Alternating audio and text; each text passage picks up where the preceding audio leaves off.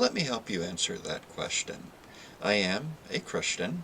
I believe that Jesus came into the world to save sinners. I am pro-life. I am pro-Second Amendment. And for the same reason, I believe in the protection of innocent life. I believe in the founder's vision of limited government and individual liberty. I believe that lower taxes benefit everybody and the economy overall. I voted for Trump twice, and I support Ukraine. Now, as a conservative, I think I understand why you would be reluctant to support Ukraine. After all, didn't Trump call out Ukraine's corruption in politics? He did. Didn't Biden, as a senator, use his influence to get a very lucrative position in a Ukrainian oil company for his son? He did.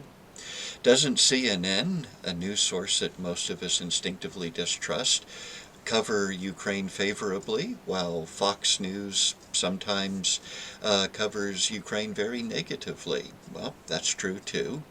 And don't the leaders of the Democrat Party, say Pelosi and Schumer, at least make a show of supporting Ukraine? And did they use support for Ukraine cynically to help push through their $1.7 trillion budget of mostly wasteful spending? Yes, all that's true. But it's not wise to determine the worthiness of a cause based on who supports it and who doesn't. For example, if Pelosi became pro-life, you wouldn't become pro-choice. If Dianne Feinstein joined the National Rifle Association, you wouldn't suddenly advocate for gun control. We need to determine the worthiness of Ukraine based on whether it is objectively worthy of our support on its own merit. And even though it gets a lot of support from the left, we need to remember the old saying that even a broken clock is right twice a day. Now, regarding the justness of the Ukrainian cause, this is one of self-defense.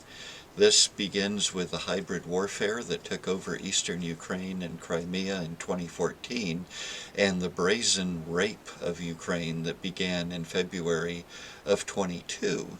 Now, Ukraine is a very different situation from Iraq and from Afghanistan.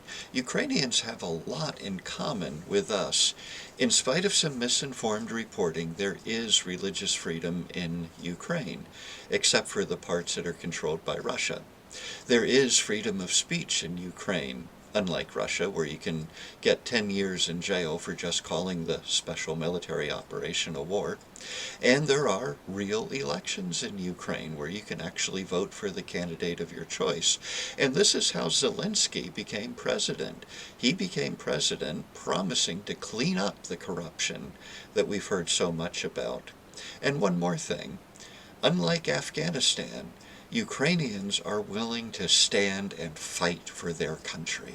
Now, the Ukrainians have shown themselves, like their Cossack ancestors, to be remarkably capable warriors.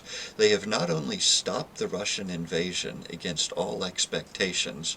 Remember, it was once thought after the invasion of February that the fall of Ukraine was imminent, and Ukraine stunned the world by stopping the Russians, by seizing the initiative and retaking land just recently conquered by Russian forces.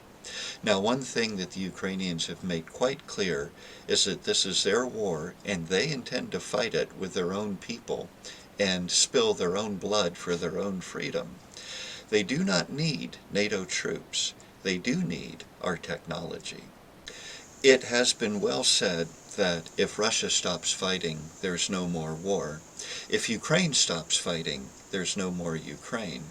And remember, Putin, who is having delusions of Peter the Great, has no intention of stopping with Ukraine. His goal is to restore the power and the influence of the former Soviet Union. And that puts Eastern European countries on the line as next to be invaded, which makes the triggering of Article 5 of the NATO alliance much more likely. Now, I wholeheartedly agree there are domestic issues that desperately need our attention that have been neglected, but at the same time we remain a world superpower with world superpower responsibilities. And by keeping this war contained in Ukraine, and by aiding Ukraine to a victory, we are holding off a direct confrontation with Russia. And one more thing, if we give Ukraine the weaponry they need, then the refugee problem for the rest of Europe and the United States becomes less. The sooner Ukraine wins this war, the sooner Ukraine regains all of their rightful territory, the sooner displaced Ukrainians will have a homeland to return to. So if you're still a Ukraine skeptic, I hope in a short video I've given you a little something to think about. In the meantime, educate yourself with informed sources on the Ukraine conflict, some of which I've posted on my Facebook page, America Supports Ukraine. So, until later, Slava Bogu, Slava Ukraini, Heroям Slava.